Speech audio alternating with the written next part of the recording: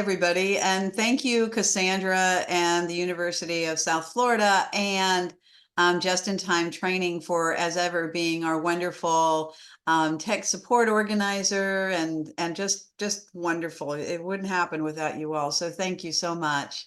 I'm absolutely delighted to be with you all today to really talk about one of those topics that I don't know that I've ever done a presentation where at the end someone has not said, "What about the schools?" Everybody always says, "Excuse me, what are we doing in our schools? How are we talking about human trafficking and to students as well as to staff?" So anyway, that's going to happen today. We're going to get to a lot of the questions that you might have, and you're going to have a wonderful presentation, I promise you.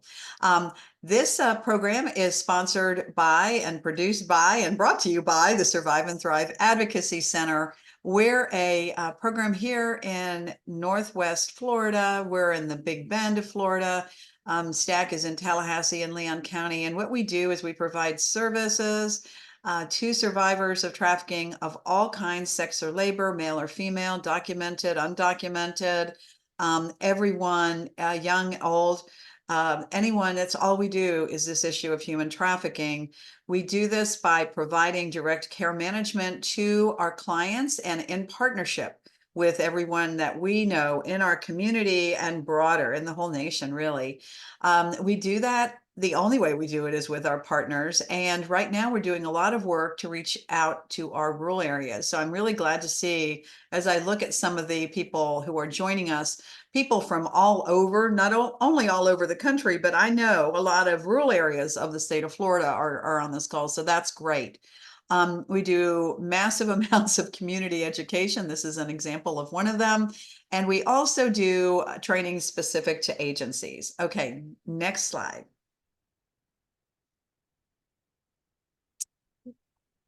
And Cassandra, I think it's coming. Yeah. Okay. So the other part about STAC is we've got services and we've got tools, if you will, that you can enjoy for free. First of all, I'm going to put it in here now, the past training programs, and y'all are going to probably ask this. So I'm going to tell you right now, today's webinar is being recorded. And we're going to have the PowerPoint also up in that website for STAC that I just put in the chat. So we'll have both today's presentation and you can see all of our past Third Friday programs. What we try to do for each one of these is we try to have a topic that is extra to the basics of trafficking. So today, talking about the schools. Recently, we had one talking about human trafficking in the African-American community. We talked about rural areas. We've talked about sextortion and gangs. You know, these are all specialized topics that touch on, really more than touch on, are intimately involved with and connected to overall issues of trafficking. We also have toolkits that are available. Again, there's our website. I encourage you to go on our website, by the way. You'll get prompted to join our newsletter. Please do that. We don't deluge you with emails, but what you will get is information about programs like this that are upcoming and you don't want to miss. Excuse me. And know too that our services and support are free of charge. We do rely on the good people of our community to help support programs like this. I know I sound like I'm on PBS, but if you enjoy this program, please feel free to support us. One of the things that we've done recently is create a podcast. This podcast, Imagine Freedom, and again, I give you full permission to go on your phones and ignore me for a minute and subscribe to Imagine Freedom. We talk only with survivors, and we also have recently done another one, which is a variation on that theme, which will be dropping soon. But please know that it's not the kind of conversation you have that will be you know, hard to hear because of gory details of the most traumatic thing that's ever happened to somebody. Quite the contrary. I find those to be very exploitative conversations, to be honest with you.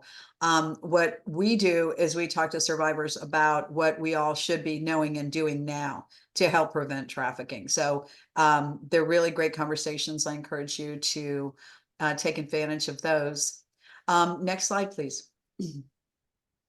Okay, today. So again, I'm thrilled to be talking about human trafficking in our schools. And I'm also noticing in the chat, you all are coming in from school boards, as well as looks like a lot of school personnel from various places, as well as, gosh, it just warms my heart so much to see so many people from other areas, which again intersect and connect with exactly this issue. So we have people from agencies, and we have a lot of lawyers, everybody from the law school. So we've got looks like we've got a lot of people from a wide range of places and professions. Um, so I have the honor of doing this today also with somebody that went to law school with. Decades ago, Paulo Anino and I were in law school together. He was a little ahead of me, so he is maybe a little older, but we were in law school together, and what a treat it is to still be working and to have this opportunity to work with Paulo, Professor Anino, and his students. We've been partners. Stack has been a partner with you all for the last, I don't know, probably since our inception 8 years ago. You should know that Professor Anino is with the FSU College of Law, clinical professor, national leader in advocating for children. I know you've been in the Supreme Court on this issue. I also know that you are a caring and passionate advocate for for your students, for sure, as well as for the people you represent in the public interest law clinic and this human trafficking exploitation law project or help. So, Paulo, it's great to be with you today. Well, thank you. Um, we also have Lauren Evans, who is a second-year law student. Lauren is at the FSU College of Law. I should, it also is always so very heartwarming to have, students from where I went to law school. It's great to see all the young talent in this world. You are in the Children's Advocacy Clinic and also in that help clinic as well, Lauren. And we're so grateful to you for your expertise. You're a second year. You're getting there. You're getting to the end of the law school career. So congratulations on that. Thank you for being with us. Our Ashley Marseilles is a third-year law student, and she's actually with us from Columbia Law School and is visiting FSU College of Law now. She is from West Palm, Florida, and is currently based in Southwest Florida, excuse me. And you have your undergrad degree. I just have to say this because it makes me smile, from the University of Florida, where you triple majored in poli-sci, African American studies, and women's studies. And so, so absolutely outstanding. Ashley, so glad that you're with us today. We also have Shirley Marseilles, and yes, they are sisters. So you are not seeing double. That's not a typo.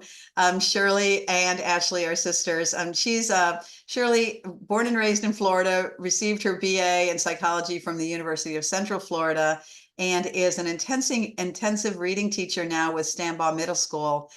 So glad that you are able to be with us today, Shirley, and to have both of you. What a family. Boy, Thanksgiving must be really terrific. You have probably great conversations around the table about what you all are doing. And for those of you who have seen our opening stuff, when you signed up, you might have seen that a school board member, Dr. Dorothy Bendros Mendigal, was going to be with us today, but she is unable to join us. So this is our panel. I don't want to take any more time because there's lots of good information happening now. And I want to get to the PowerPoint and turn it over to our presenting team. And thank you all again. And if I missed anything on your intros, fill in for me and let the folks know when you're speaking stuff about your background that helps ground us on this issue. And let me say too, the people who are on this call, children touch all of our lives, and we touch the lives of children, no matter whether we're a parent or a teacher. This is a really important webinar. We are going to have this available for you afterwards again. This is the link for that. Know you can share this with everybody who's out there, because I don't know that we've ever had this many people register, and we rarely get this many folks attending. So we have a record group of people for this very important topic. Okay, I'm going to pull up our PowerPoint now so you all can start if you'd like. Thank you. Well, very good. My name is Paolo Anino, and I am the professor at FSU College of Law. And I'm honored to be here today. And I'm especially honored to uh, have so many people in the audience who are concerned about human trafficking and children um, in our public schools. Uh, we are here today to talk about the importance of Florida public schools for the prevention of human trafficking.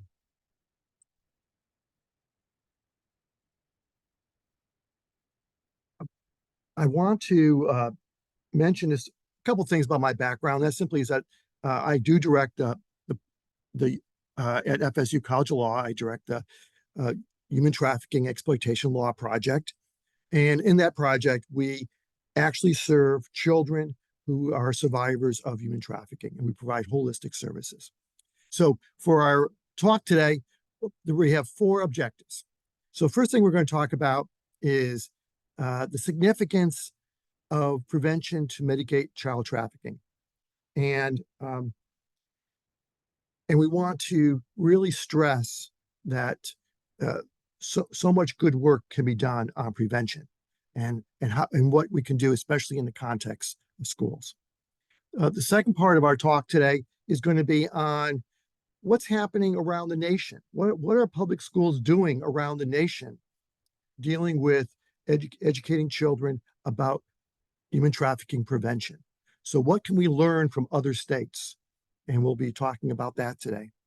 And then we're going to focus on part 3. We're going to focus on Florida.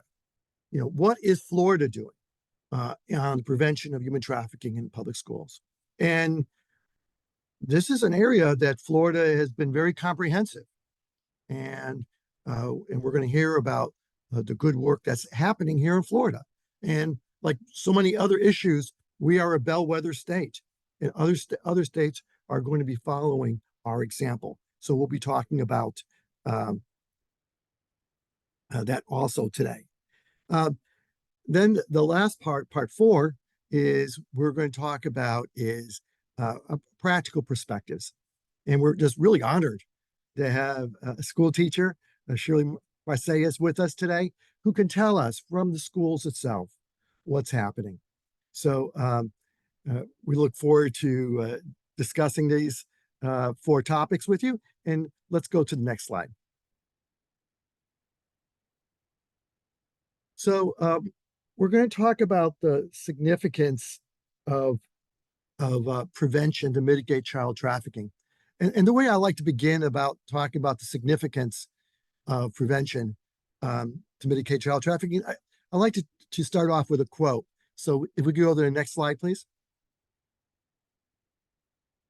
Yeah, Frederick Douglass, he's one of the truly great Americans in our history, a great abolitionist, a great thinker. And Frederick Douglass says, "It is easier to build strong children than fix broken men. It is easier to build strong children than fix broken men." Well, I think that's absolutely correct. And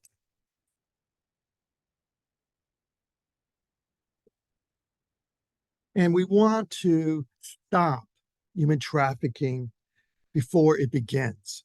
So when we talk about prevention, we're going to talk about different levels of prevention. But one of the first level is to stop it from before it actually begins. And it can be said, well, why do we want to stop it before it actually begins? Well, in one sense, it's an easy answer why we want to stop it before it actually begins. Because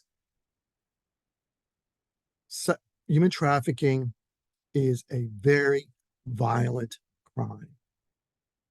It is not shoplifting. It is a very violent crime. And to stress the violence of this crime is that Polaris, which runs the national hotline on human trafficking reports, Polaris states that the average life expectancy of a person who is sex trafficked in the United States is 7 years. The average life expectancy for a person who is sex trafficked in the United States is 7 years. That's Polaris, who runs a national hotline. Why is that? Because it's such a dangerous activity. Children and adults who are trafficked get murdered by the traffickers. They overdose in drugs and die. They commit suicide because they can't deal with it any further. So there's a number of causes why it is such a high fatality. And in addition to that, children who are survivors, those are children who are not presently being sexually exploited, not presently being sexually exploited, but these children who are survivors of sex trafficking take a long, long time to heal, to recover. One word I don't use is rescue. I don't use that word. I use the word recover. And one of the reasons is many people, especially television and movies and TikTok and all this stuff, many people out there, they think of, oh, we'll rescue a child and then the child's all fine. Well, that might work. Rescuing works if someone jumps off a bridge and you jump in and you save the person and then they're fine. But for children who have been sex trafficked, it takes years of therapeutic interventions of a variety of types, from trauma therapy to equine therapy to music therapy. It takes safe houses, a variety of types. But it takes years of intervention for the child to get back on their, to move forward, and to process all the trauma and violence they've experienced. I'll tell a quick little story, then I'll move on. I tell too many quick stories. But I remember several years ago representing a young child, 11 years old, who was sex trafficked. And the mother approached me and said, the kid just can't get over it. She just can't get over it. Well, she didn't understand. This is not something one just gets over, and it takes time. So why we're focusing on prevention, and if we can stop it before it begins, we really protect the children from immediate and immediate violence, and then the long process of healing. Next slide, please. So we're talking about prevention in the context of public schools. And I want to say a few comments about public schools. First thing, in Florida, we have 2,833,175 students in our public schools. So what better location, what better venue, what better audience to try to educate about prevention so that these children do not fall into human trafficking. So that is the reason why we are focusing on public schools, because that is really a unique forum to impact the children in our state. And then what we have is 173,722 public school teachers. This is not counting, I want to make sure that this is not counting the wonderful school nurses. This is not counting the wonderful social workers who are in the schools, and the counselors and the psychologists. This is just the public school teachers. And one thing we could say about our Florida public school teachers, they know how to teach. They're teachers, they teach. So this is a great opportunity that we have the children that need to be taught about human trafficking, and we have the teachers there to provide them the direction and compassion they need. And we'll talk more about that. Next slide, please. So how did this all begin, this conversation about human trafficking? You know, the way I think of it is the year 2000. We talk about Newton and we talk about Einstein and their great years. In many ways, it's called annus mirabilis. Annus mirabilis is where you have this wonderful year. And in many ways, year 2000 was a wonderful year because what happened in that year, internationally, we had the Palermo Protocol, which then, finally addressed in detail how we're going to prohibit human trafficking around the world in the year 2000, the Palermo Protocol. And then we had in the United States, we had the Trafficking Victim Protection Act. This was, in psychology, sometimes they call it a gestalt switch. This is like you see a vase, then the next minute it's not a vase, it's a plant. It's like a totally different cultural shift we had in the year 2000. We're no longer treating children and adults as criminals, as prostitutes, as someone we need to put in jails or detention centers or in prisons. We're now seeing it as a violent crime against them. And now it's the 3 Ps. And we're going to talk about a 4th P in a little bit, but there's the 3 Ps. And so they came up with this idea that the way we're going to address it in the United States, modeling the Palermo Protocol. So we learned from the international community, we're going to do it 3 different ways. So one way is we're going to work on prevention. We're going to try to prevent human trafficking from occurring. So first thing is stop it from happening. So one type of, we're going to talk about this a little later, but one type of prevention is stop it from happening in the beginning. Okay, so the child is not a survivor. It stops from happening before it happens. So there was funding for that and programs to work on prevention it created. Also, in that same box of prevention that we talked about, stopping it before it happens, one thing I hope I have a chance to talk about is there's a lot of re-victimization, a lot of repeat sexual violence happening here. So a lot of re-victimization that occurs. And so prevention is not only to stop it from when it happens, but also prevention to stop the re-victimization. So it stops happening again and again and again. So we have prevention. The federal act then provides policies, provides funding to address. Then the second P we talk about is protection. So protection is protection at the beginning. So actually recovering the child from the traffickers, taking the child away from the traffickers. That's one part of protection, but protection is a lot more than that. That's why it's a lot more than that. And that is what protection is providing the services, the trauma therapy, the safe houses, the service, the counseling, the music therapy, the equine therapy the children need to recover. And also, I want to add to that the drug rehabilitation treatment. In our clinic in Tallahassee, the vast majority of our children who are survivors also have a substance abuse. And the only way they were able to deal with trafficking and the violence they experience, some of our children were sexually assaulted 10 times a day. So that's 10 different episodes of trauma a day.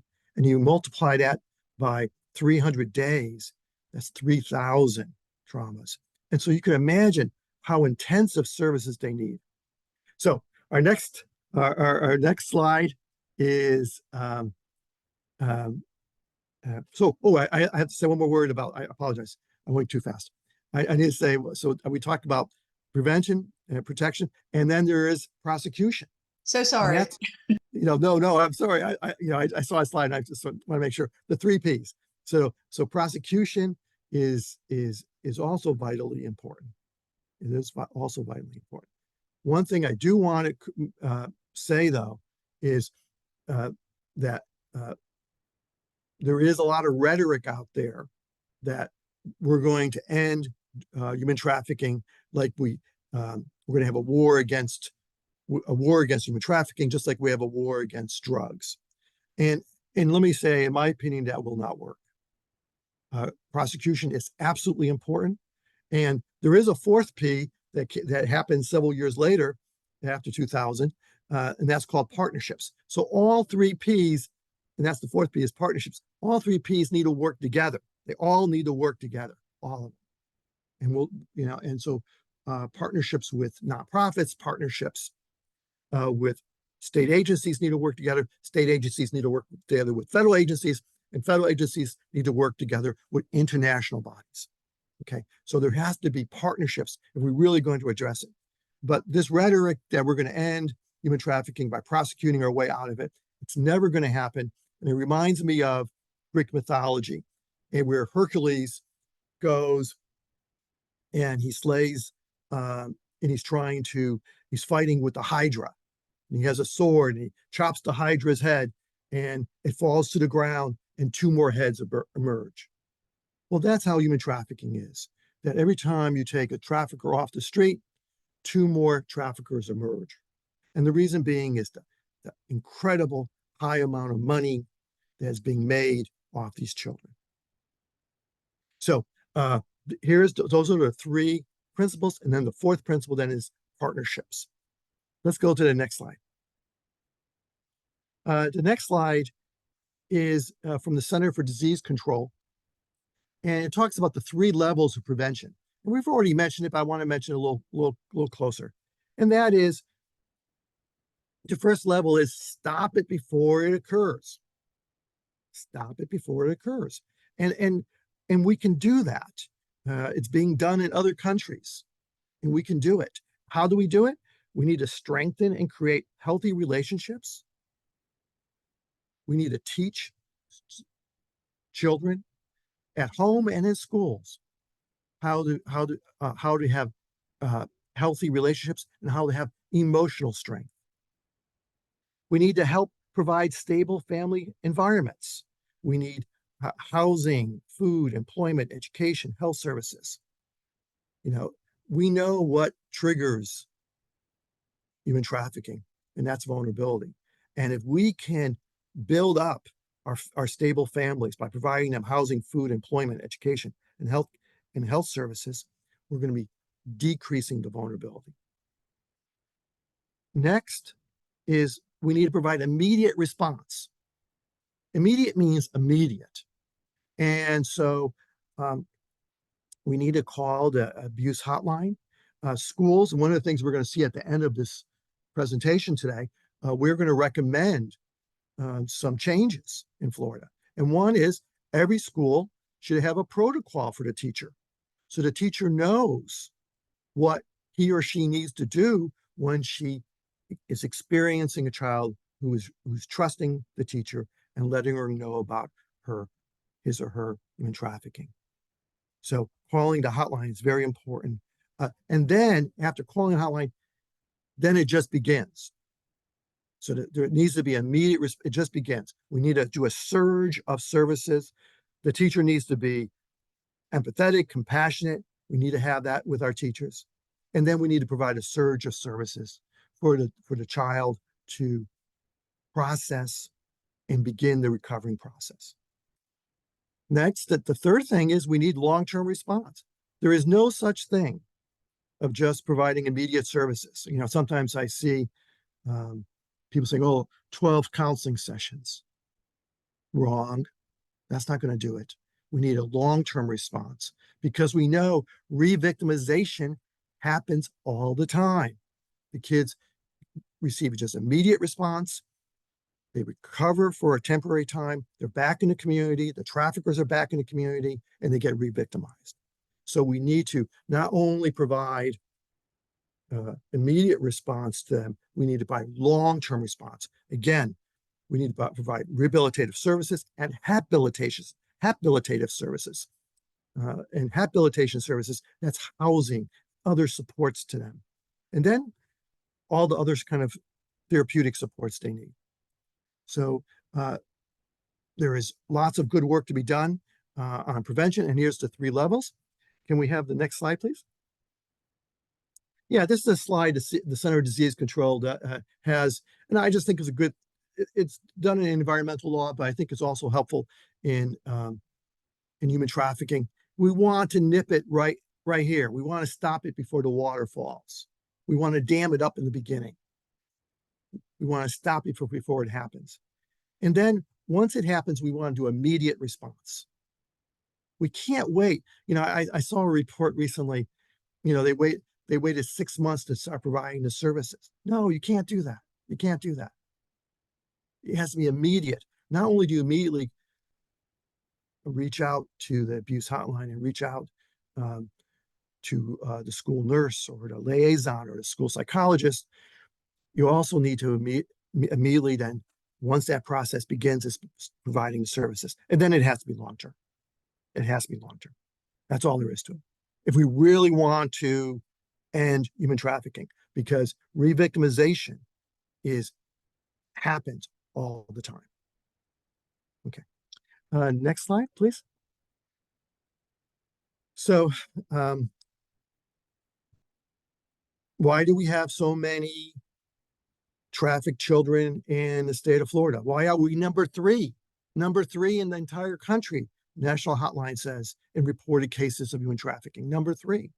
Why is that? But specifically, why is it as to children? Well, we just have a lot of poor children. We have 553,000 poor children in the state of Florida. They all go to public schools. They're at public schools. They're in public schools. Then in that group of 553,000 poor children, we have 78,277 children who are homeless. Now, homeless in this category of homeless means they're living from couch to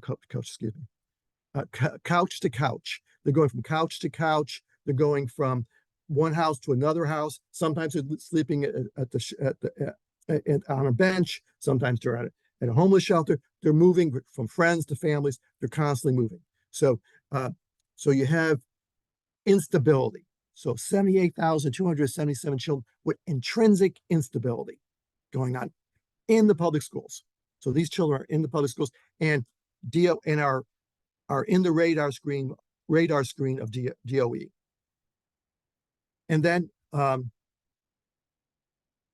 in that group of 78,277, there's one special group, and that's 6,342 children in the state of Florida who are homeless, but they don't have any, they're homeless by themselves. They don't have any guardian or mother or father with them in their homeless journey.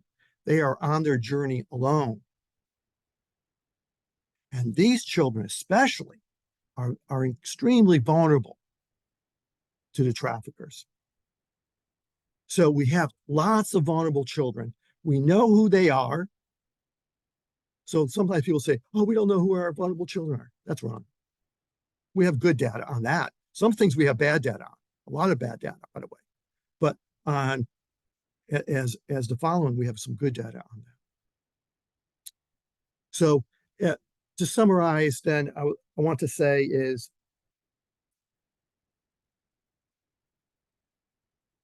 maybe just to simply say 3 words. And that's my takeaway for my today's talk. 3 words. And that is vulnerability, vulnerability, vulnerability. If we want to reduce trafficking in the United States, in the state of Florida, we need to reduce our vulnerable children. So we need our teachers. The teachers are, I look at them as just amazing people because they're a little bit of everything, right? They're first responders in many ways. I look at our teachers, but it's more than the teachers. It's all of us. And that's that 4th P that we talked about a while ago. It's the fourth P, that we all need to work together to reduce vulnerability. Thank you. And now let me turn to Lauren Evans, who will talk about our what's happening around the country when it comes to prevention of human trafficking in public schools. Okay, thank you, Professor Anino. Hi, everyone. My name is Lauren Evans. I'm a 2L at the FSU College of Law. I currently work on the Human Trafficking Exploitation Law Project with Professor Anino and with Ashley.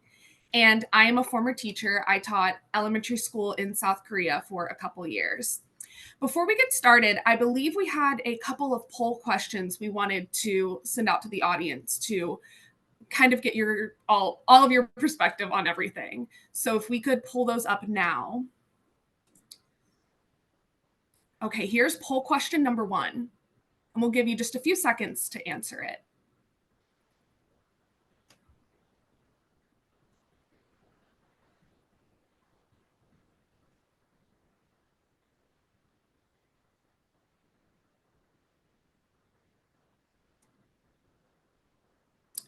Okay, so we can kind of see a breakdown now of who all we have here with us today. Quite a few teachers and a lot of community advocates and a lot of people from the legal community, which is great.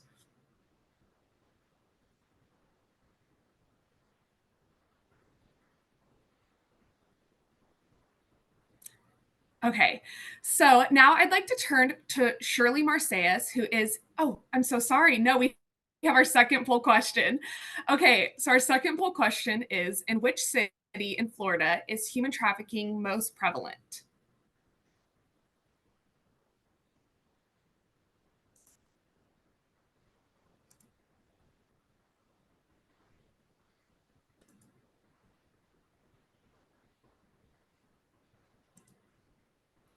Okay, so most people seem to think that Miami is the city with the most human trafficking in Florida.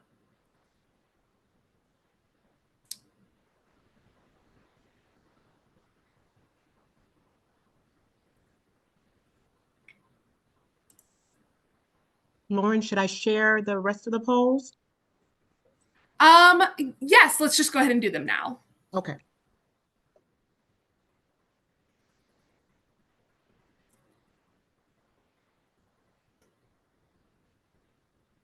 Okay, question number 3.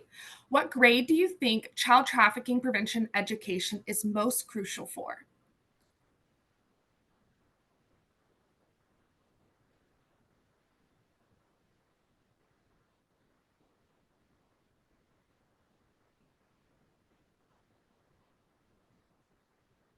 Okay, and most people seem to think elementary school. That's great.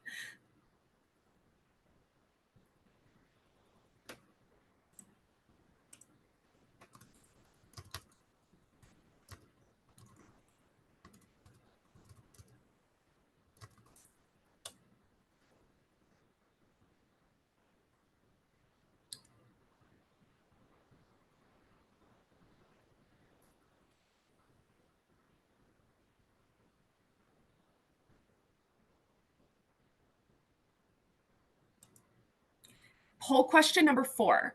In 2023, how many children survivors of human trafficking did we have in Florida? And if I could ask you to leave it up for, I got a little comment that maybe it's the poll is ending too quickly. So let's leave this one up for a little bit longer.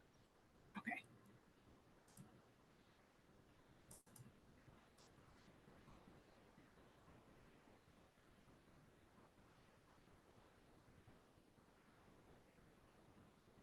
Five more seconds on the poll.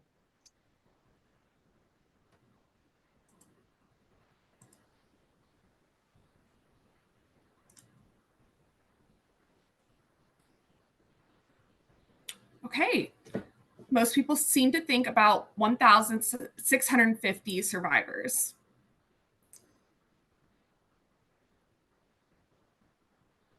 And I believe we have one more question after this.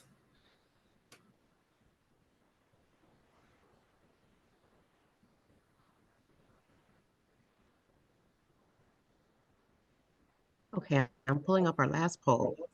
Perfect.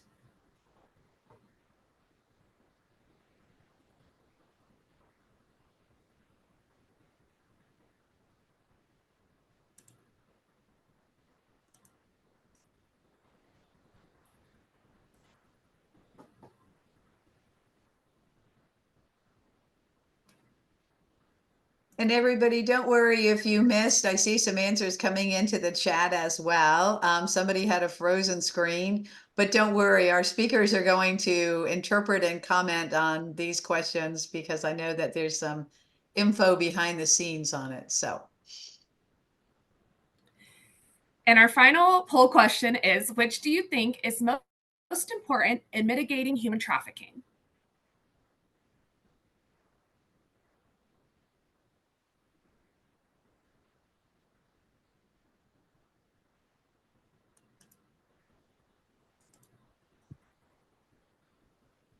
Five more seconds on the poll.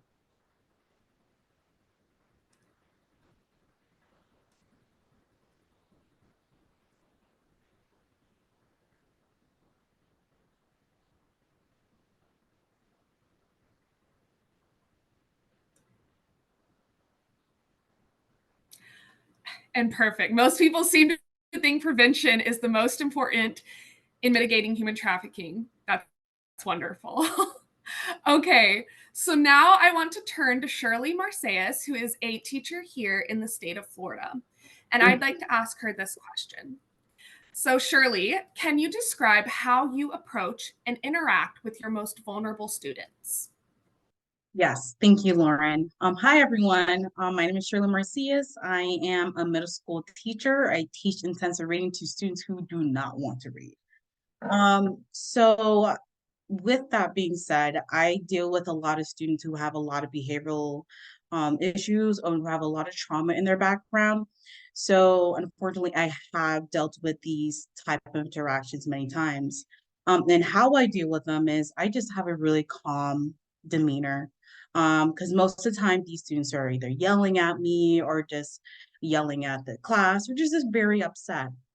And the best thing for us to do is, best thing I do is just have a very calm demeanor and I just listen. I just have to listen to what they have to say because most of the time they're not angry at me. They're not angry at whatever situation is happening in front of them, but what they're really angry at is whatever is happening in their personal life, they're projecting.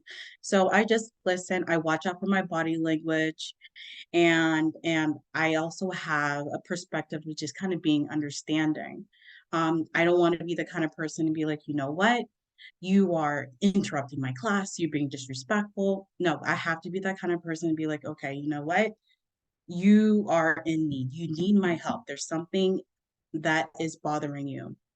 So after they're upset, after they have their moment, I always offer them to go to my little quiet area in the back and be like, um, do you just want to sit in the back for a little bit and just relax? Or you also have the choice to leave the classroom and we can talk outside the classroom. So I give them that choice. Because the last thing I want to do is give them the same energy that they give back to us, right? As teachers, we want to be able to show them that we care and that we do want the best for them. Thank you so much, Shirley. That was a wonderful perspective to hear. If we could move to the next slide, please. So I want to begin by looking at what is human trafficking.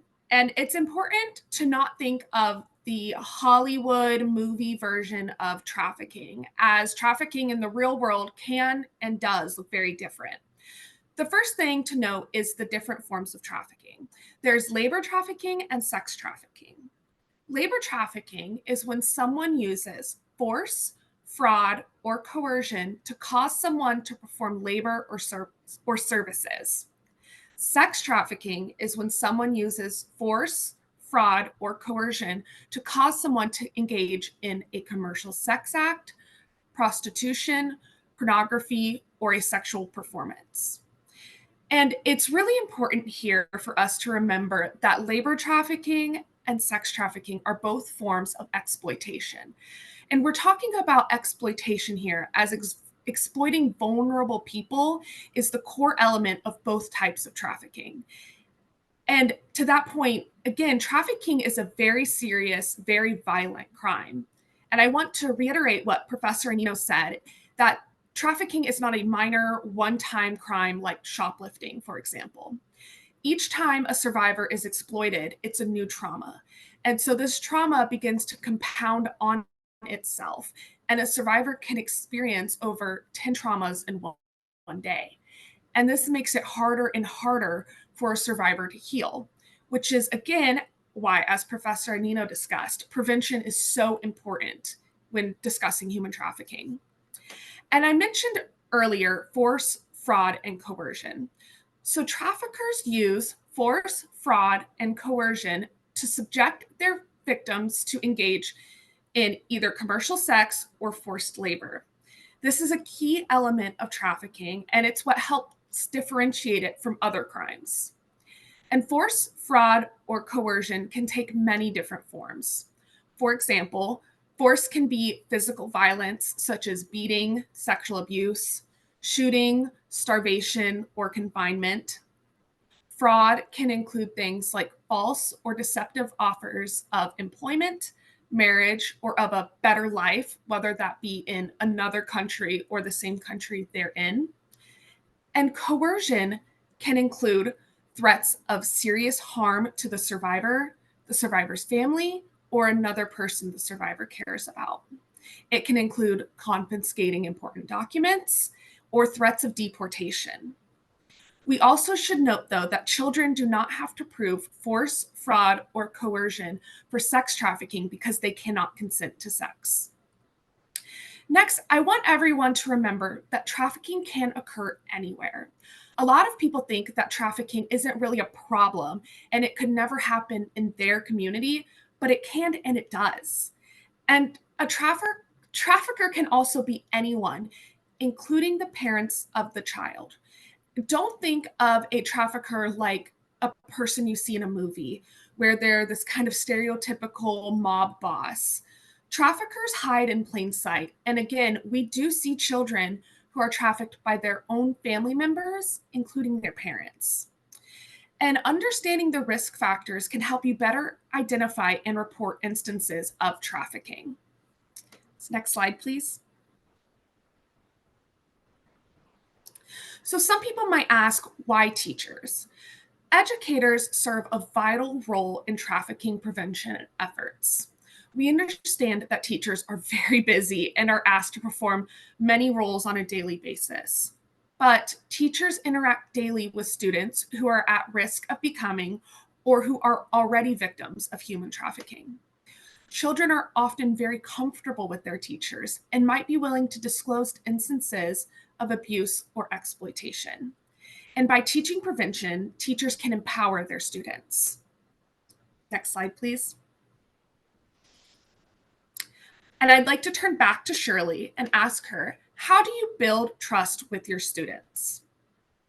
Thank you, Lauren. So building trust with my students is actually the most important thing I believe as a teacher you can do, because as you said, Lauren, we are the front line. We see these students every single day.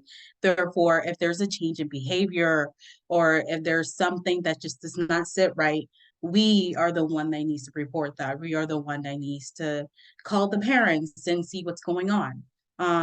So how I build trust with my students is I do check-ins. So when they initially come into my classroom, what I love about my school is that it's mandatory that we stand at our door when our students come in. And I kind of have like a little something different with each of my students. Maybe give them a high five or a fist bump, or we have a really funny saying that we say to each other, or something as simple as, how are you doing today? Something just like that. Because unfortunately, a lot of these students don't get asked that in a day, especially when they go home. So I do my initial check-in, and then when they do their independent work, I do like more in-depth check-ins, because a lot of my students, they do confide in me. They do find me as a trustworthy person, and also as a mother. I like to treat these students as my own kids, and they always accidentally call me as mom, mama, whatever the case is, and I'm okay with it because that means that they trust me. And with that trust, they do confide in me. They talk to me about certain things. And like I said, during independent work time, I sit down at their desk or even kneel down And I kind of asked him, so how's grandma doing? Is she out the hospital yet? Or how are you doing? How are you feeling? Um, is everything okay at home? And when you build that trust, when you ask those questions consistently, then eventually, like the students who are just so closed in or so closed up, they eventually do open up and be like, you know what, Miss Marcius, can I talk to you about something? And I can't tell you how many stories I've heard.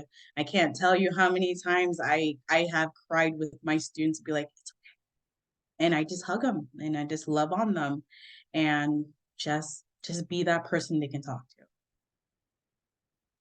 Thank you so much, Shirley. That was very touching to hear. Okay, we can move on to the next slide now, please.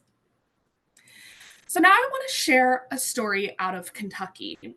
We saw a case out of Kentucky where two parents were indicted for human trafficking of their own teenage daughters. And this was discovered because a teacher from the girls' school observed two girls dressed inappropriately in front of a movie theater.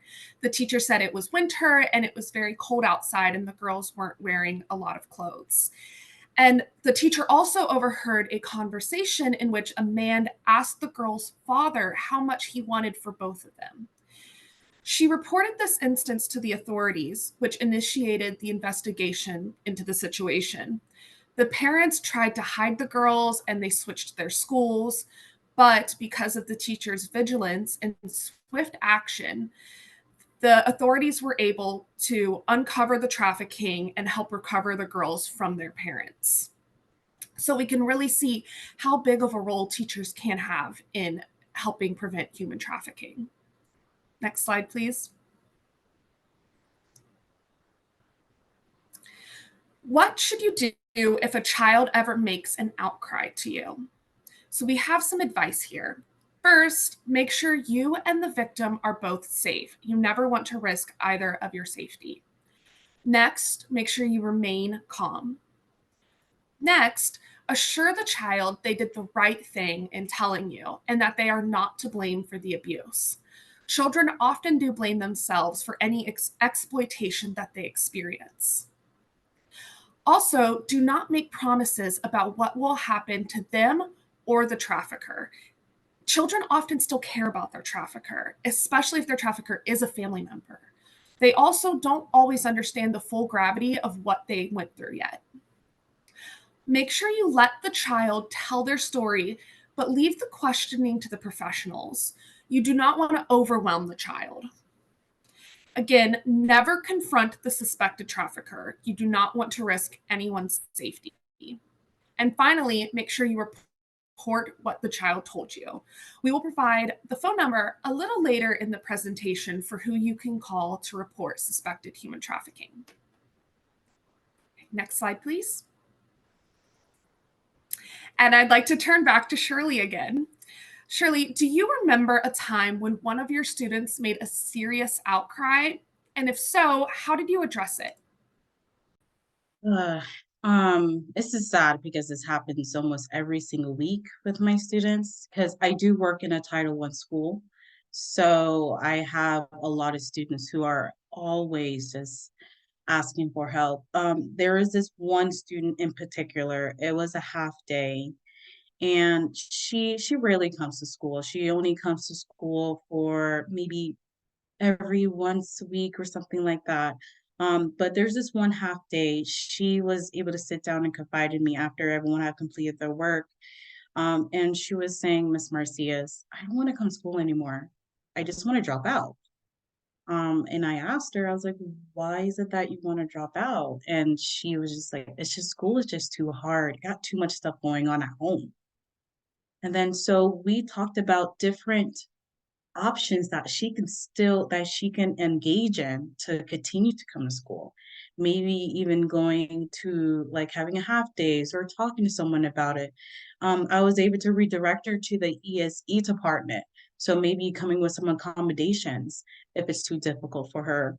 I mean, without any accommodations, but there's always options, and giving those options to these students is what's really great because they don't know what they don't know. So as teachers, it's really important that we sit down with them, we listen to what they have to say, and then tell them that everything's going to be okay. And then giving them options and how they can get out. And of course, not blaming them for anything and letting them know that there is a light at the end of the tunnel. Being there for them is the most important thing you can do for a child, especially in middle school, because most of these students really do feel like they're alone. Really do. Thank you, Shirley. That was a very sad story, but great perspective to hear. Next slide, please. Now I want to shift, and we're going to look at human trafficking on a global and national level. Next slide, please. What is happening across the globe? The International Labor Organization estimated in 2022 that 27.6 million people were being trafficked globally. Of those 27.6 million, approximately 3.3 million were thought to be children. The ILO estimates that more than half of those children experienced sex trafficking. And then what is happening across the US? In 2021, the Human Trafficking Hotline identified about 10,000 cases with about 17,000 victims. So about 10,000 cases, about 17,000 victims. But you have to remember that these are only reported cases. Estimated numbers are likely much higher. And as Professor Anino mentioned earlier, the National Hotline report produced by Polaris says that Florida ranks third in the number of reported human trafficking cases nationwide. Next slide, please. Now I want us to look at what a few states across the US are doing to prevent trafficking. First, we're going to look at California. In October 2017, California became the first state to adopt human trafficking prevention education training for students. Each student must receive this training at least once in middle school and at least once in high school. Next slide, please. The information on human trafficking must include the following: the prevalence of human trafficking, the nature of human trafficking, strategies to reduce the risk, techniques to set healthy boundaries, and how to safely seek assistance. But notably, California also requires their teachers to receive periodic training on understanding human trafficking and prevention methods. Next slide, please. Now we're going to look at Tennessee. In 2019, Tennessee passed a law requiring that family life curriculum in the state's public schools include instruction on the detection, intervention, and treatment of human trafficking in which the victim is a child. This education occurs in the 9th grade. This law also required teachers to receive a one-time in-service training on the detection, intervention, and treatment of human trafficking when the victim is a child via video or online learning. Next slide, please. In 2022, Tennessee expanded this bill to include all other personnel that aren't contractors. This includes bus drivers, janitors, or cafeteria workers. Teachers and all other personnel must now complete the training every 3 years. And I want everyone to take note of the fact that California and Tennessee both require that their teachers and other school workers undergo training. But as we'll discuss later, Florida does not require this. Next slide, please. Now we're going to look at Colorado.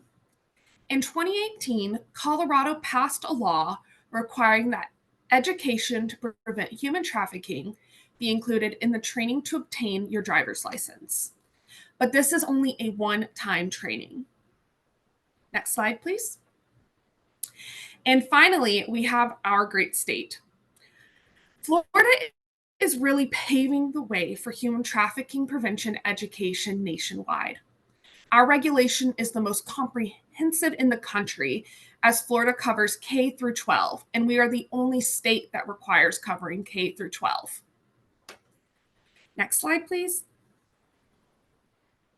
So now I would like to pass this over to my colleague Ashley so she can discuss Florida's policy in more detail. Thank you, Professor Nino and Lauren, for your presentations. Hi, everyone. My name is Ashley Marseilles. I'm a third-year visiting student at FSU College of Law, and it has been my honor to work on the Human Trafficking Exploitation Law Project. So in this section, we are going to accomplish the third objective. So we're going to break down the child trafficking prevention regulation in Florida. Next slide, please.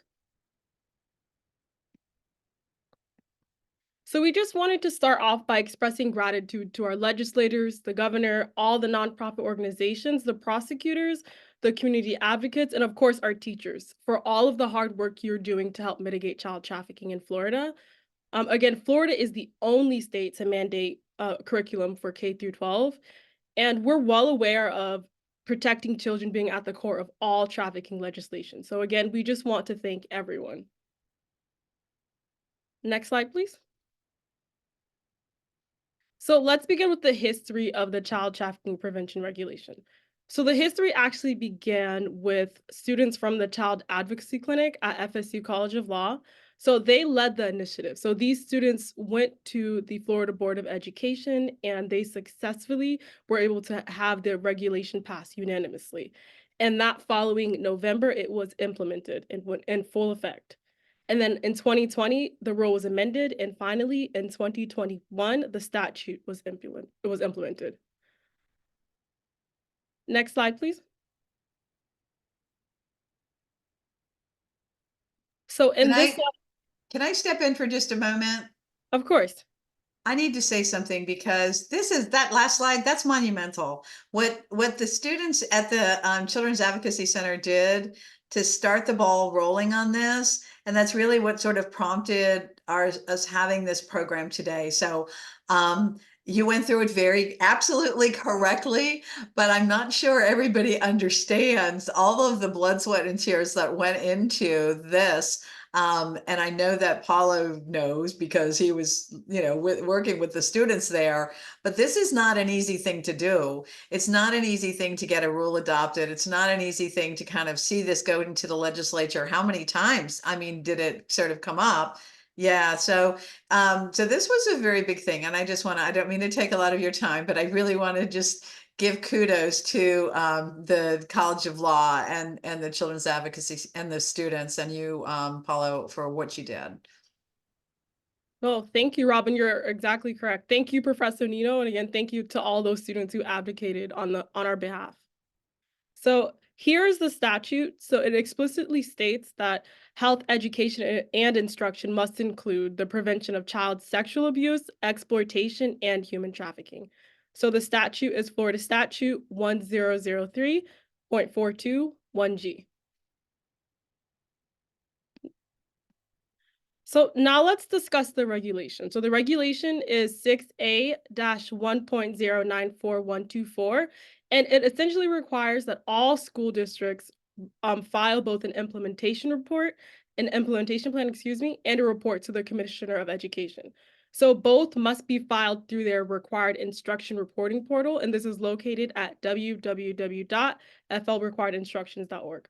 So this is also the same site where you can look at the different implementation plans and reports for every school district. So this report must be filed by July 1st, and the implementation plan must be filed by December 1st. And it's very important that it is filed because failure to comply with the requirements may result in sanctions for your school district.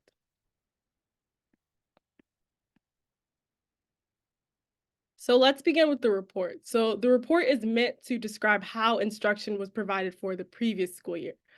It must include specific courses where the instruction was provided for each grade level, a description of the materials and resources used to deliver the instruction, and later on we will discuss different materials and resources that you can actually use at your school.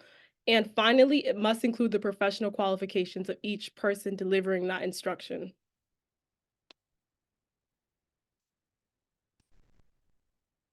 So the implementation report the implementation plan is also quite similar. Again, it must include special courses where the instruction was provided for each grade level, a description of the materials and resources used to deliver that instruction, and the professional qualifications of each person delivering the instruction.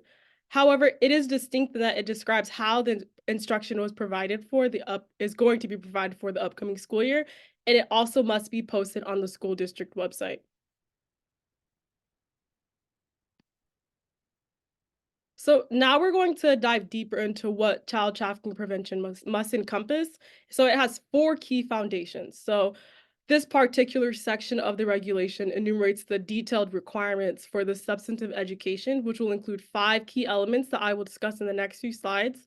It also establishes the intent of the Florida Board of Education, which is to make every school in Florida a child trafficking free zone. And again, the curriculum is legally required for all grade levels, so K through 12.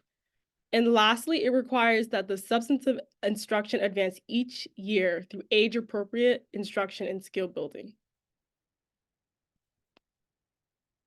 So there are 5 key elements to effective and evidence-based instruction that the curriculums all must include.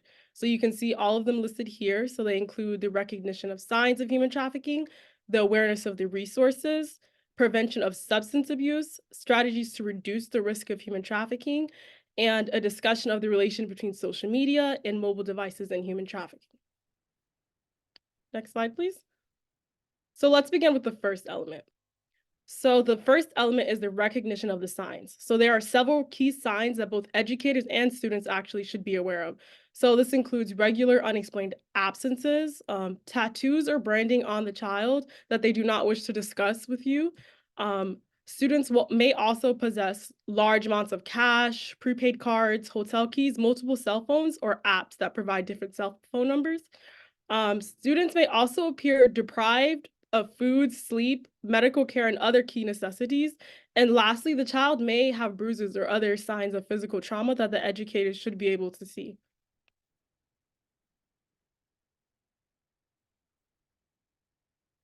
So, Shirley, we're going to turn to you again. So, have you noticed any of these red flags in your students? And if so, how do you address them?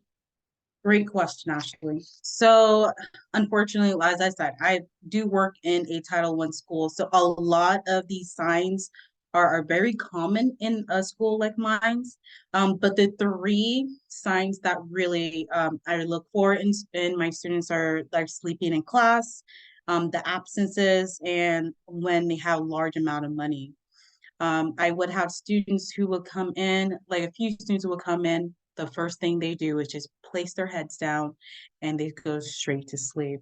And that's concerning for me, especially if it's first period. You just came from home, you should have gotten enough sleep. I understand a lot of our students, they're playing video games at night. They're staying up at night talking to their friends and so on and so forth. But when it becomes a routine where every day they're coming in, even on a Monday or a Thursday, and they're going straight to sleep for the full period, that's concerning. And then absences, yes, is a regular at our school. However, when I have students who only come once a month, that's a huge concern. For example, I have one student, he knows he's going to be absent for a long period of time. So when he does come, he completes his work and he gets lessons done ahead of time. And then he doesn't show up again for another 2 to 3 weeks. And last is the large amount of money. I had one student who had about $300-400 on him. And when I asked him, I was like, hey, so-and-so, why do you have all that money on you? And they couldn't answer that question. And unfortunately, they just changed the subject and went on their business. And that's a red flag. Why are you 12 and have $400 on you? But yes, I do see some of these red flags, and we try to address them as much as we can in the school. Thank you, Ashley. Thank you, Shirley, for sharing. Next slide. Okay. So traffickers prey on the most vulnerable of society, as Professor Nino reiterated.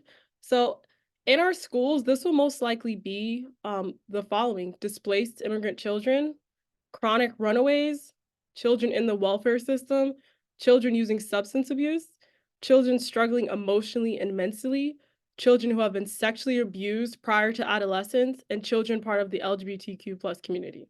So I do want to make the point that those who will most likely be labor trafficking victims are displaced immigrant children, and that 85% of runaways are running away because of physical or sexual violence actually happening at home.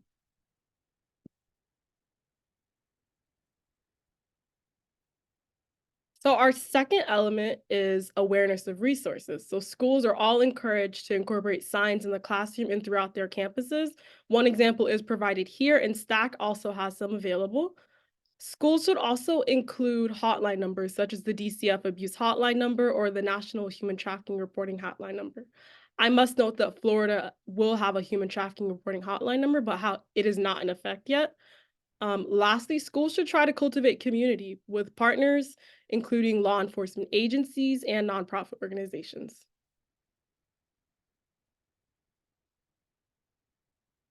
So the third element is the prevention of drug use. So it's important that educators discuss the connection between drugs and human trafficking and how it makes students most vulnerable. Again, most traffickers are actually drug dealers, and a lot of the times, once these survivors are trafficking victims, they become hooked on the drugs and are unable to escape the life of trafficking because of the drug addiction. Educators are also encouraged to teach their students healthy conflict resolution and to emphasize the negative side effects of drug use while they also look for these signs in their students.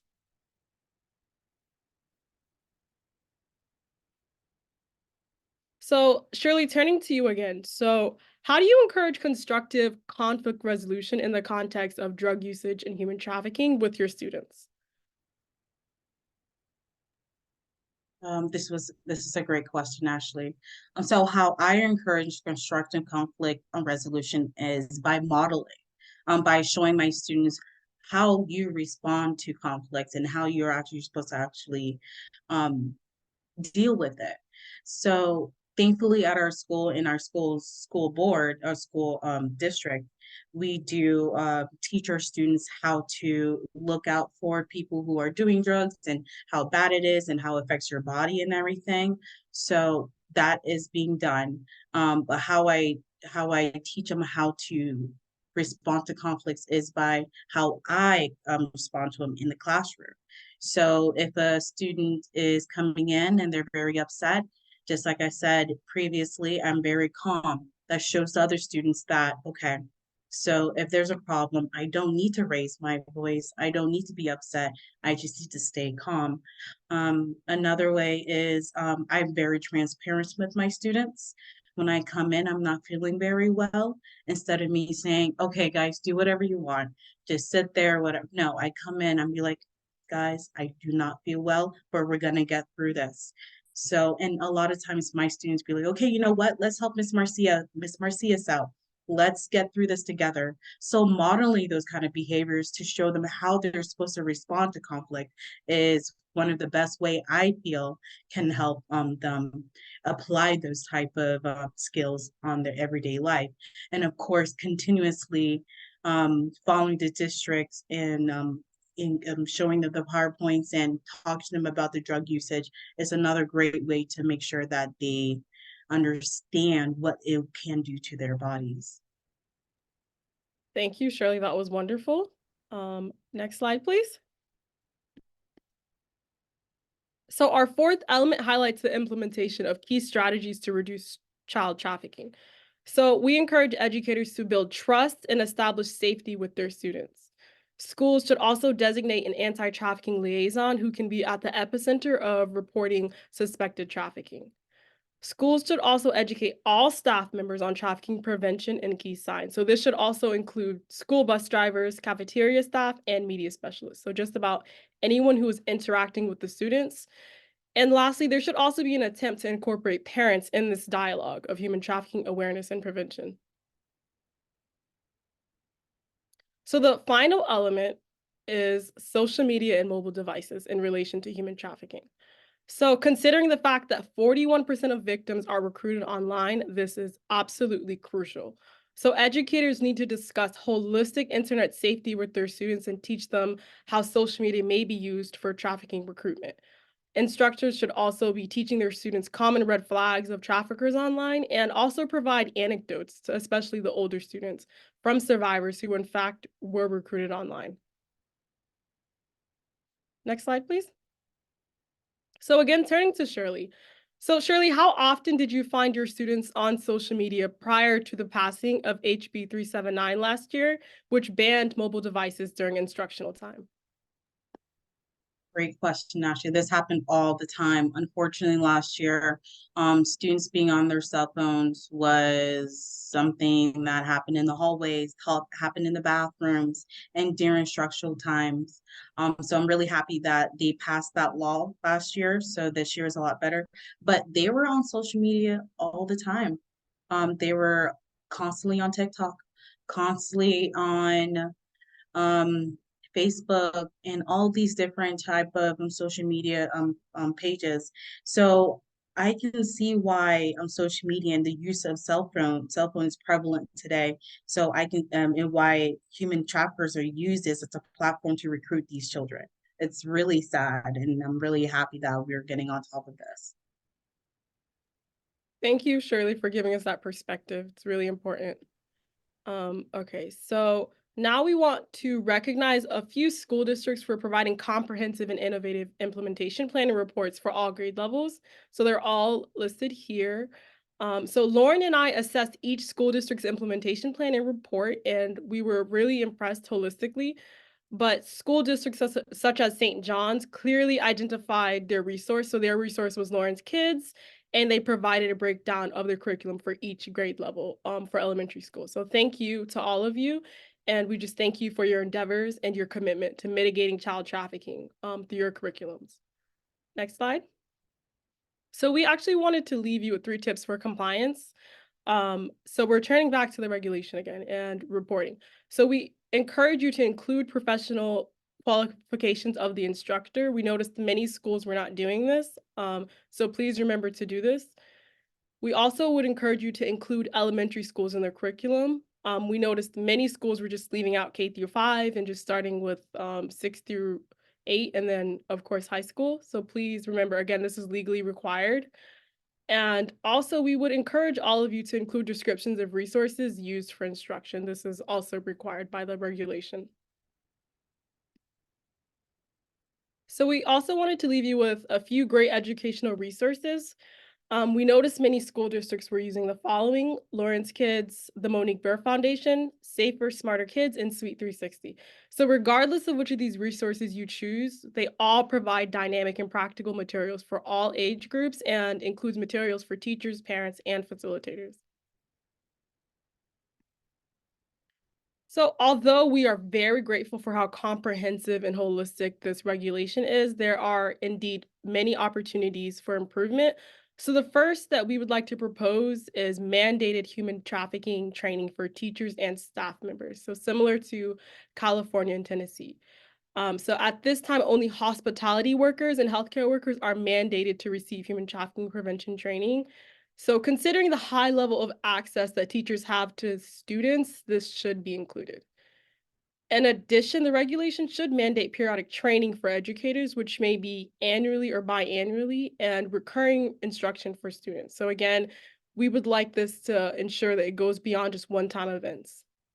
And finally, the regulation should require school districts to regulate human trafficking protocols for each school so that there indeed is a plan for reporting that's uniform among the district. Now, I'm going to wrap up with a few more questions for Shirley, and then we can conclude with our Q&A segment. So Shirley, what would you want to learn from a child trafficking prevention education training created specifically for educators? Thank you, Ashley. After going through this whole entire PowerPoint and listening to what everyone had to say, honestly, I would love to have have this in person and have someone come that's very professional about this, who knows the information about this and know what and teaches the signs that we need to look for.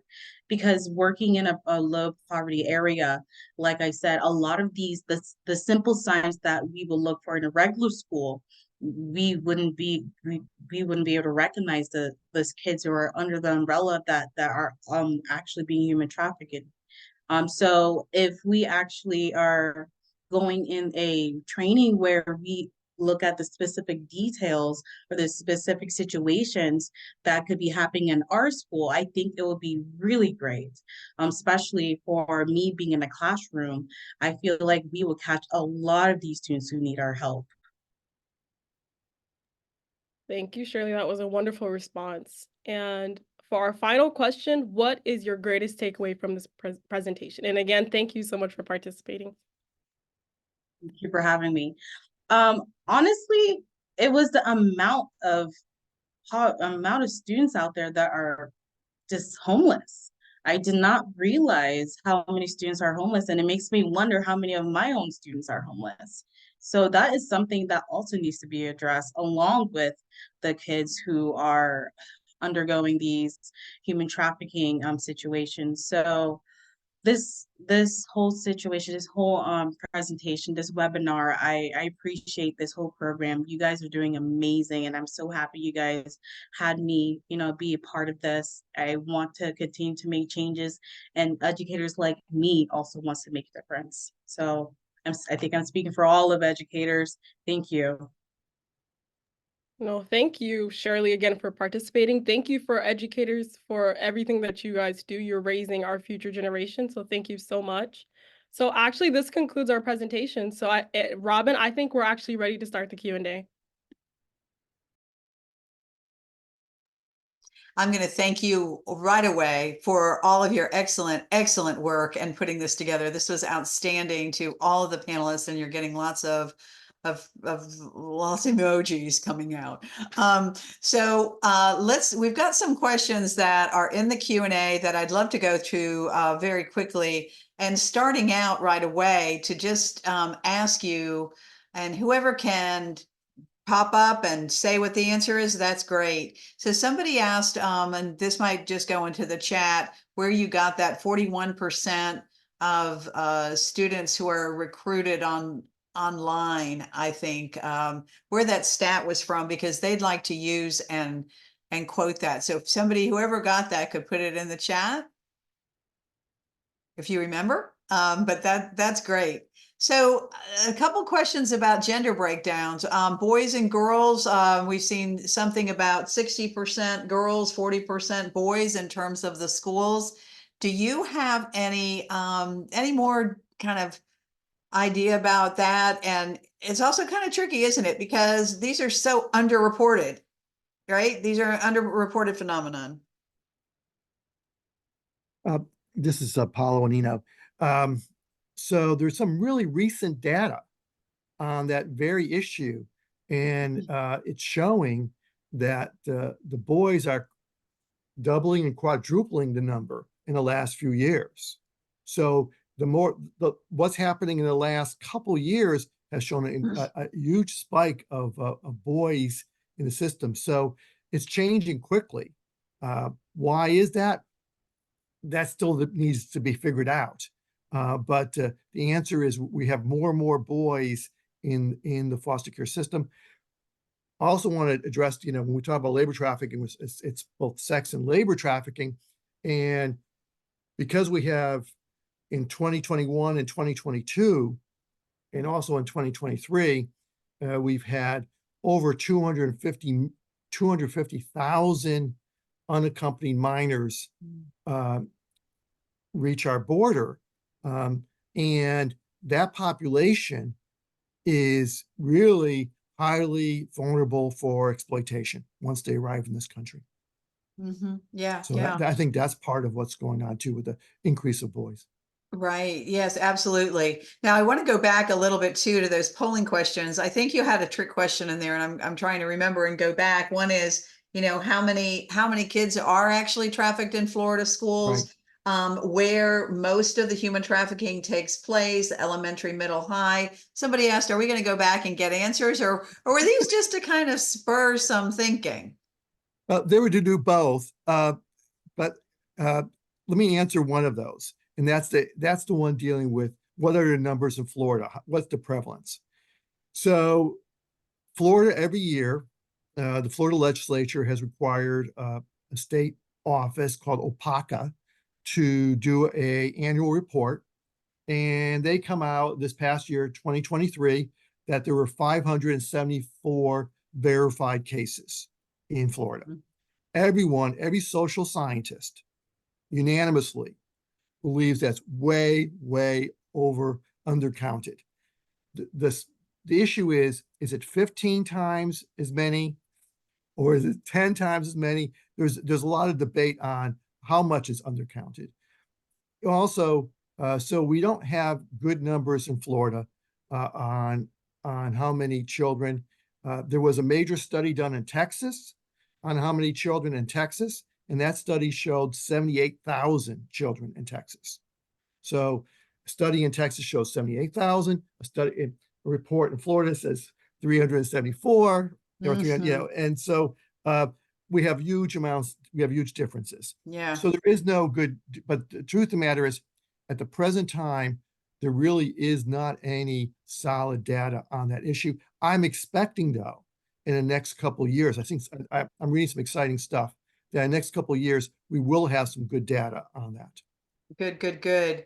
Great. Anything else you want to comment on those questions? I mean, I don't know what to say when where's the most trafficking, even when we get the hotline, you can't say there's more trafficking in Florida. We just are talking, these are the number of calls to the hotline. And as a percentage of, so what were you thinking when you put the cities and the areas of the state up on that question? I'll let Ashley address that. Ashley? So what I was thinking, again, I think I just wanted to take an approach. And can you repeat the question? Sorry, one more time. Oh, I was just wondering, we had that polling question about where's the most trafficking taking place? Miami, Tampa, And, it's just getting to that point of, we don't know, like, where human trafficking happens every place. You know what I mean? And sometimes it's a reflection of the sort of outreach that's being done. If you build it, they will come. If you have awareness and training, it's not a bad thing your numbers are going up. That means you're doing well to have that information come out and those reports come in. We found that in the world of domestic violence, 40 years ago. So the idea is that wherever it is, right, it's potentially in your school. Yeah, absolutely. So I actually wanted to highlight the fact that many cities in Florida are actually, I think, that in the top 10 most ranked in the nation. So I think Miami and Orlando are on there. And I believe Tampa as well, just to show everyone that it's literally in your backyard. So Florida, it's so prevalent here. And just to highlight again that it's happening in the major cities. And remember, Florida's population is increasing exponentially. So it's only increasing here. So just keep an eye out for it here. There you go. Thank you, Katrina Rivers, for putting that OPAGA report that very good. Nino just mentioned up in the chat. So everybody, you can look at that. Want to also ask you about a couple of other questions. Charter schools, does the DOE regulation and does the law cover charter schools in Florida? Well, the direct answer is I don't know on that question. I would need to look into it. I suspect not, though, but I would need to look at that. Okay. All right. Also, I want to mention something else. Human trafficking in the schools could also mean human trafficking happening in the labor force that assists at the schools. It could be construction crews, grounds crews, could be people doing maintenance, food service, and other things. We have stackpro.org is a training about your workplace, and every school is a workplace. So the function of the school is obvious education, but know that you're a workplace and there are things that as employees and as managers at schools, it's important to be on top of. You know what? We are technically out of time now. It's 2:31 and we have more questions. But what I want to do is leave leave you all with this because we want to stay on time. Is we know that this is a big issue, and when I saw how many of you signed up, I'd already asked this team if we would be interested, if anybody would be interested in a part 2 of this. So I want to see if you want to put in the chat really quick. Would anyone else like to know more or go deeper on this issue of human trafficking in the schools? Yes, yes, yes, yes, yes, yes, yes, absolutely. Yes, sure. Yes, yes, yes, yes. Can't even tell you how many yeses are coming in. Okay. The other thing is, I want you, and I can put my email in here and it's going to be hard to talk, but we want to continue doing programs that are useful for you. So I want, in addition to a part 2, I want you all to do some thinking and tell me, and here's my email, what you want to hear about, what you, are interested in. If you want to be a speaker, surviveandthriveadvocacy.org, there I am. If you are thinking of a program for a third Friday, if you have a promising practice in your backyard, I'm hearing so many people who are doing things. Wanda, you were talking about the training you do in your school in Henry County. Maybe we need to kind of reconfigure and even have another member of this team present and be part of this. So not just on schools, but any topic you think we should cover on these third Fridays, I'm all ears for both topics and presenters. In terms of some of the other questions, I apologize. We're not going to be able to get to them.